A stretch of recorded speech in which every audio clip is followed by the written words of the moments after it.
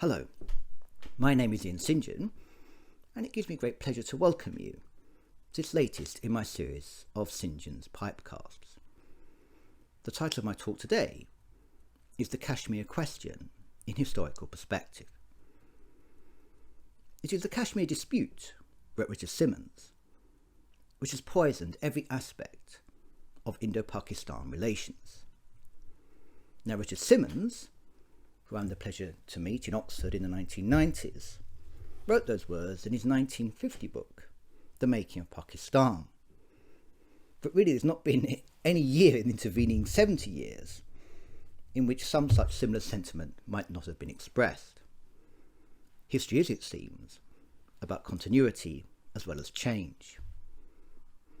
Why has the Kashmir question so poisoned Indo-Pakistan relations? How did conflict over the region begin? And why have the two nations periodically shown themselves willing to go to war over the issue? Just first consider, what is the nature exactly of Kashmir? Well, the modern state of Jammu and Kashmir, to give it its full title, is the northernmost province of India. Its terrain is highly variegated.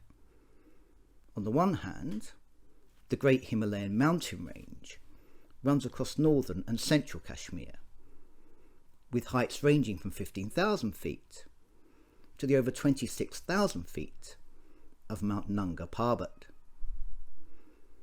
Cutting its way through these mountains is the river Indus. Yet to the south is the Vale of Kashmir, a flat river basin whose fertile soil is watered by the Jhelum River. It is in this valley that Kashmir's capital of Srinagar is located. Further south, the lands drop away as one passes through Jammu to enter the plains of the Punjab. A distinctive feature of Kashmir is the complex system of rivers which originate from its mountain glaciers: the Jhelum, the Poonch, the Chenab and the Chandra, most of which, like the Indus, head south and east onto the northern plains of the Indian subcontinent. There is, in addition, one other physical feature of Kashmir of which one must not lose sight, namely its astonishing natural beauty. Kashmir is India's Switzerland. Where in the world, asks Ernest Neave, is there anything more beautiful than the Valley of Kashmir? Besides the snow-capped mountains and the lakes on which members of the British Raj like to take up residence in the region's distinctive houseboats, there are the glorious colours of spring associated with the blossoms of the almond, peach and apricot trees that cover the hillsides.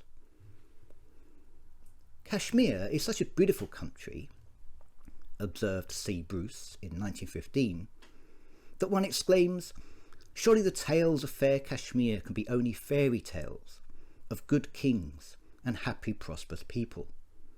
But this, alas, has not been the past history of the fair valley, though we trust it may be in the future. Further proof, if any be needed, about the perils of prediction. Historically, the state of Kashmir proper was focused upon the Vale of Kashmir. Its recorded history begins in the 3rd century BC, when it was included within the empire of Ashoka, the Mauryan ruler of much of India, who converted to Buddhism. For the next 800 years, Kashmir remained part of the empires of succession of northern rulers, who were Buddhist in religion.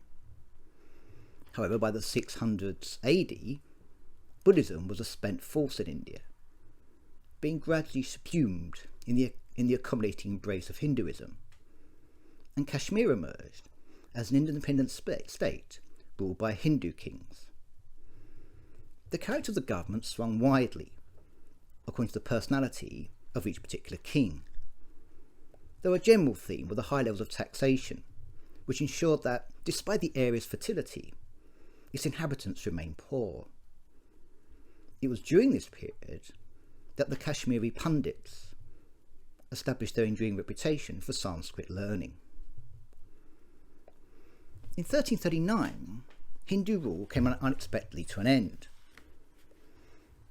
Hitherto, the state's protected position behind the Himalayan mountains, combined with the vigorous resistance of its rulers, had ensured they had not been permanently subdued by any of the Muslim armies that had entered India from the 1100s.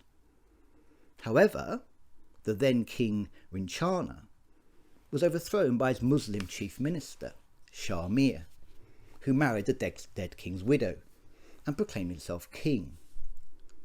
So for the next 200 years, Kashmir became an independent Muslim kingdom. While some rulers were tolerant and allowed Hinduism and Islam to exist side by side, others destroyed Hindu temples, imposed special taxes on Hindus, and expelled or slaughtered those who refused to convert. It was during these years that the bulk of the population became Muslim. Kashmir's historic independence ended in 1586, when it was conquered by the Mughal ruler Akbar, becoming a province of the Mughal Empire. By the 1700s, this empire in turn was in a state of decline, and Kashmir was invaded first by Muslims from Afghanistan, and then, in 1818, by Sikhs from the Punjab. In the 1840s, the Sikhs became into conflict with the rising power of the British in India, and as a penalty of their defeat in the First Sikh War of 1845-6, Kashmir was annexed by the British East India Company. It was to remain under company rule for a full week, before being sold for around £40 to the governor of Jammu, Gulab Singh, a former ally of the Sikhs. Singh was a Hindu, and Kashmir, now joined by the province of Jammu, became a part of princely India, pledging loyalty to the British Raj and paying an annual tribute of 1 horse, 12 goats and 3 shawls, but retaining nominal independence. The rule of Singh and his successors was of indifferent quality, and Kashmir remained in a backward condition. Everything, it was said, was taxed, from wives to prostitutes. But of more long-term significance was the religious situation that emerged.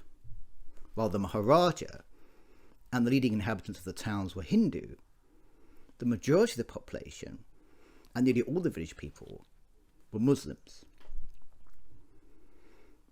On the 3rd of June 1947, the Viceroy of India, Lord Mountbatten, announced that Britain would hand over power in August and would partition India, creating a Muslim-majority state of Pakistan. This immediately created the problem of where the boundary between India and Pakistan was to be drawn. Another problem was the future of the Indian princes. It needs to be recalled that even at its height, the British Empire in India only formally encompassed about 2/3 of Indian territory. The remainder was under the control of 565 princely states. The rulers of these states, designated Maharajas, Nizam and Nawabs, ran their own internal affairs. In return for this domestic autonomy, they recognised Britain as the paramount power in India, allowing Britain to conduct their external relations, including relations with other Indian states. Since these princely states were independent of the Raj, it was not possible to simply just partition them. Indeed, Indian independence would mark the end of British paramountcy, and the treaties between the British Empire and the princes correspondingly lapsed. So what would happen next? In theory, the ruler of each princely state could opt to remain independent. Alternatively, he could join either India or Pakistan. Yet the choice was really a chimera. To begin with, the British were keen that the princes join India or Pakistan, and made it clear they could not look to Britain for help if they remained independent. This was the viewpoint of India as well. Nehru, the leader of the Indian National Congress, declared that any state which did not join either India or Pakistan would be considered a hostile state. Secondly, for most of the princes, independence was simply not an option. They were too small to run their own affairs or defend themselves, while most were surrounded by the Indian or Pakistan territory. Geography dictated that they join either one or other of the powers. Third, it was assumed that the states would follow the rule governing partition. Those with majority Hindu populations would join India. Those with majority Muslim population would join Pakistan. As a result, nearly all the princely states threw in their lot to one or other of the powers. Nearly, but not quite all. 3 stood out: Junagadh, Hyderabad and Kashmir. Junagadh was a small state in Gujarat, surrounded by Indian territory, and with an 80% Hindu population. However, the Nawab was a Muslim, and pushed on by Muslim League politicians, announced that he was acceding to Pakistan. India denounced the move and demanded that he consult his people. Indian troops massed on the border and cut off Junagadh's inland communications. Following border skirmishes, the Nawab fled to Pakistan, and shortly afterwards the Prime Minister invited Indian troops into the state to uphold law and order. A referendum was then held, producing a large majority for accession to India. Now, what happened at Junagadh was clearly contrary to the rules governing the transfer of power, as the state had actually opted through its ruler to be part of Pakistan. India, however, justified its actions by referring to the facts of geography and the will of the people. Hyderabad presented a similar problem, though being India's biggest state on a far larger scale. The Nizam was a Muslim, though the population was 80% Hindu. He sought to remain independent, but was not allowed to do so. Following cross-border fighting, Indian troops invaded, forcing the Nizam to join India. Again, India had acted contrary to the agreed rules relating to the princely states, though with the same excuses of geography and popular sentiment.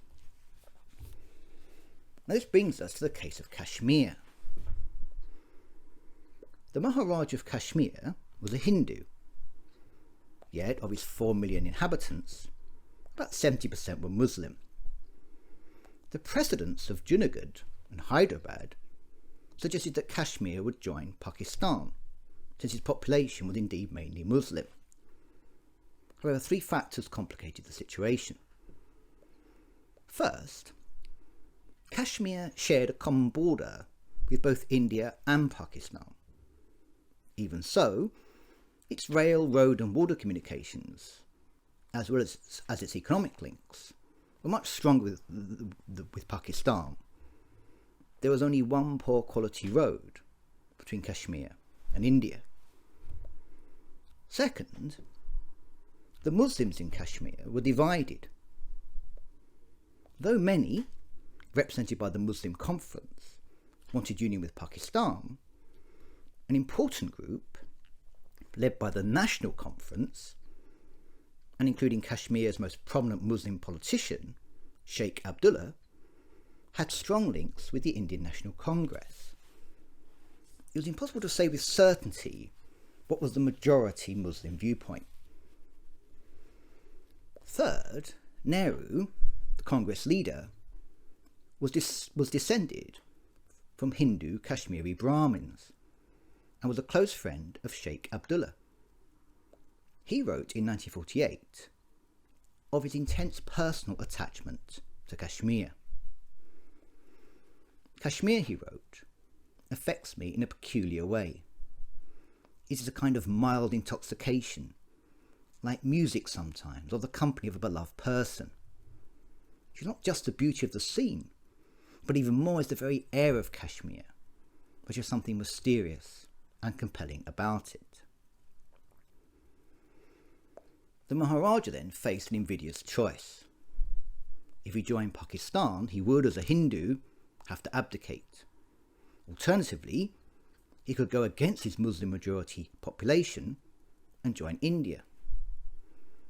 Mountbatten, who visited Srinagar in June 1947, urged him to hold a referendum and accede to India or Pakistan according to the outcome. Yet the Maharaja prevaricated, apparently contemplating independence. Unfortunately, events now drifted beyond his control. The precipitating factor was the outbreak of unrest in Poonch, an inhospitable area in the west of Kashmir, with a 90% Muslim population. The unrest had several causes. Besides demands to join Pakistan, there were food shortages, rising prices, and increased taxes. When the crowds were fired upon by Hindu troops, a full-scale uprising began, with the Muslim Conference establishing a provisional Republican government in the area. Meanwhile, communal violence had broken out in Jammu, as Sikhs arrived fleeing persecution in Muslim-controlled West Punjab. The main victims were Jammu's Muslims, 80,000 of whom in turn fled into West Punjab. To further complicate matters, 4,000 Pathan tribesmen from the Muslim-dominated northwest frontier province, seeing an opportunity of both gaining religious merit and rich booty, swept down into Poonch. Linking up with the local Muslims, the Pathan tribesmen drove back the Maharaja's forces and began to advance down towards the Vale of Kashmir, looting and killing Muslims as well as Hindus as they went. Both the Maharaja and the Indian government alleged that the Pathans were encouraged and aided by Pakistan. In reality, the invasion seems to have been spontaneous, though officials in the northwest frontier province undoubtedly sympathised with it and supplied the invaders with transport and munitions. The Maharaja's regime was in deep crisis, with the tribesmen only 20 miles from Srinagar. In desperation, he formally requested, on the 24th of August 1947, that India send troops to Kashmir's defence. At the same time, he appointed a new government under Sheikh Abdullah. The Indian Governor-General at this point was, of course, Mountbatten. Faced with the Maharaja's request, he agreed that troops would be sent to Kashmir, provided two things. First, that Kashmir formally accede to India first, and second, once law and order had been restored, a referendum of the Kashmiri people was to be held.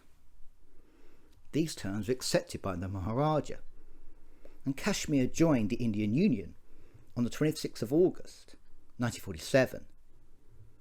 Indian troops were being airlifted into Srinagar by the following day. Now, the events of the 24th to 26th of August were to prove of tremendous importance. In retrospect, it is clear that Mountbatten, by insisting that Kashmir join India before troops were sent, made a mistake. It is a common occurrence for a state to come to the aid of another, without any presumption of sovereignty. By making Indian support conditional in this way, Mountbatten played into the hands of those within India who thought that Kashmir, having joined India, should remain within it permanently. True, the condition of a subsequent referendum remained, but it was surely naive to believe that a state, having once joined one nation, should only then consult its people and leave to join another. It is this that has added fuel to the complaints of Pakistan that Mountbatten had been seduced by his time in India into seeing events through chiefly Hindu eyes.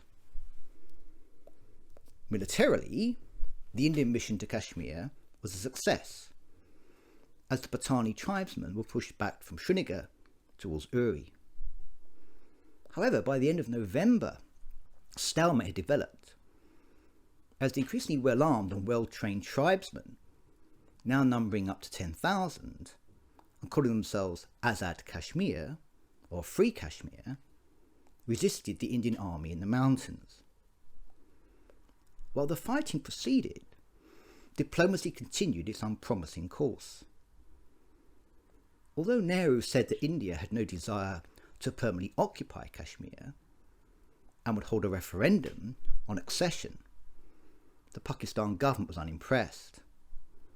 It declared it did not recognise Kashmir's accession to India and rejected the idea of an Indian-conducted referendum, alleging that India would exterminate the state's Muslims to secure a favourable result. Negotiations between Jinnah, Nehru and Mountbatten all failed to produce a settlement.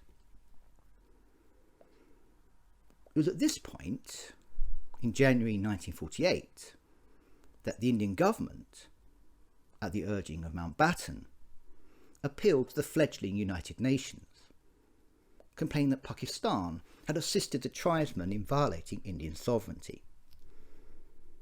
Pakistan replied with countercharges.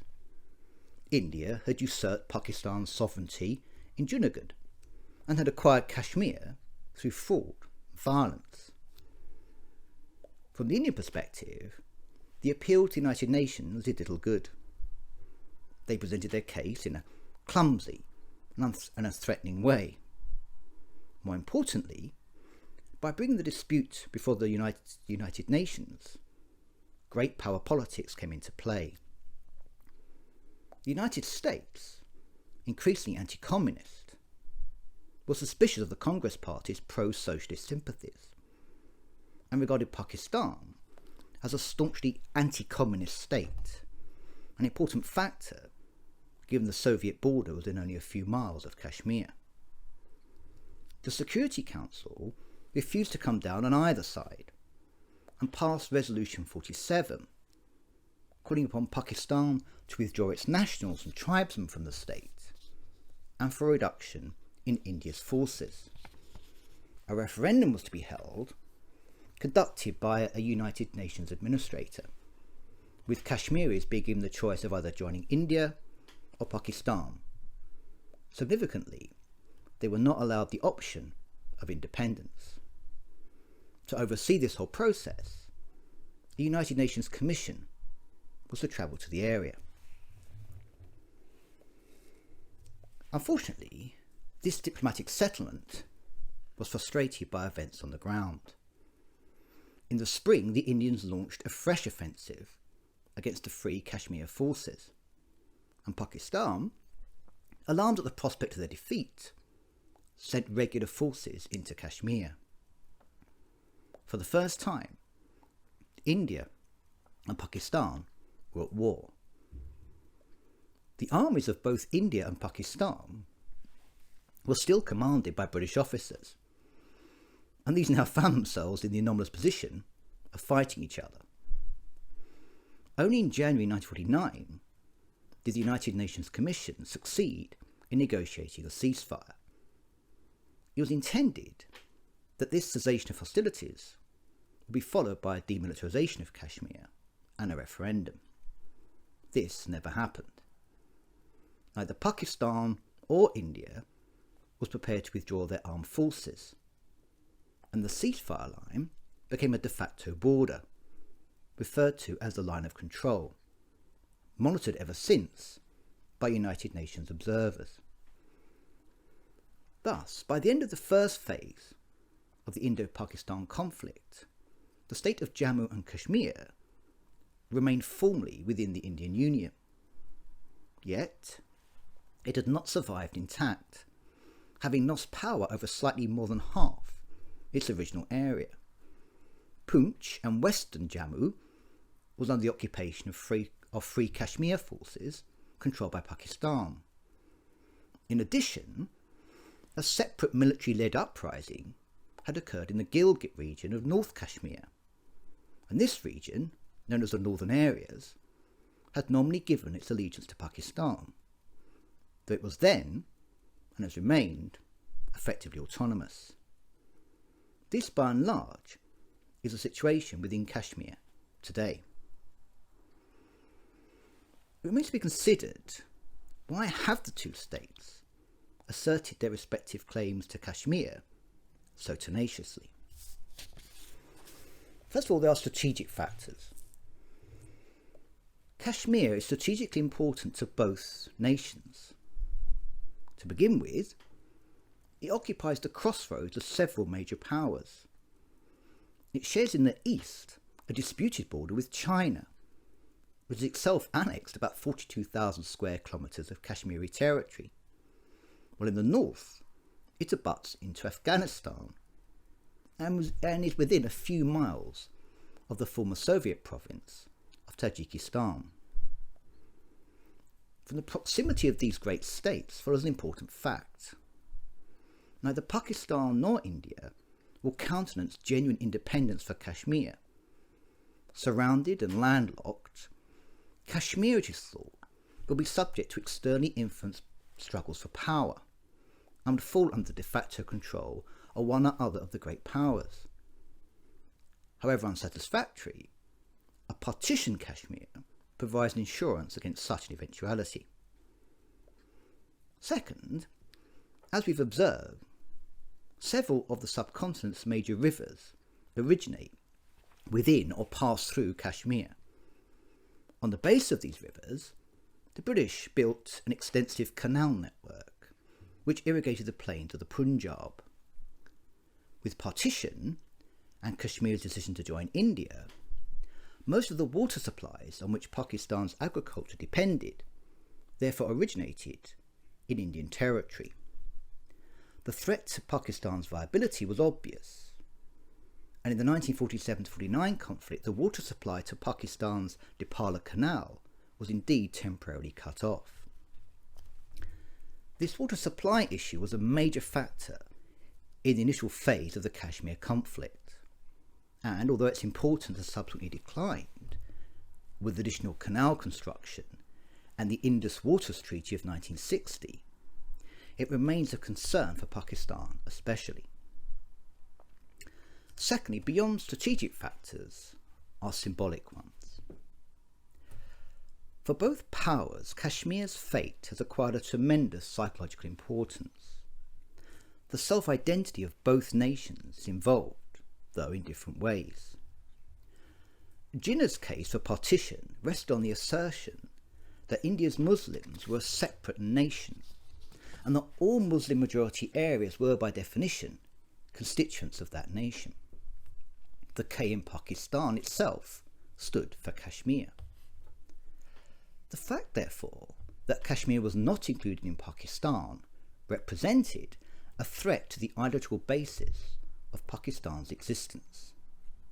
Whatever the legality of the events of 1947, the Muslims of Kashmir were members of the Pakistan nation. Nehru's reasoning was the mirror image of this. He had never accepted Jinnah's two-nation theory. For him, India encompassed all the people of the subcontinent, whether Hindu or Muslim. Any claim that a Muslim majority area could automatically leave India was a denial of this secular conception of India. For Nehru also, Kashmir became a test case of his conception of India. Since 1949, the symbolism of the Kashmir dispute has assumed a life of its own, representing a non-negotiable point of principle in the rivalry between Pakistan and India. No government could concede the country's claim without being denounced as treacherous. To this national sentiment, the factor of religion has increasingly intruded itself, with Islamic fundamentalists in Pakistan contributing to the activities of armed separatists within Kashmir. While ensuring that no Pakistan government could ever contemplate concessions, the violent attacks of these groups have similarly ensured that India has consolidated its administrative and military hold over the area and will not give way in the face of terrorist activity. So to conclude, Those of us who view with comparative detachment the world's intractable conflicts have an irresistible urge, I think, to take sides.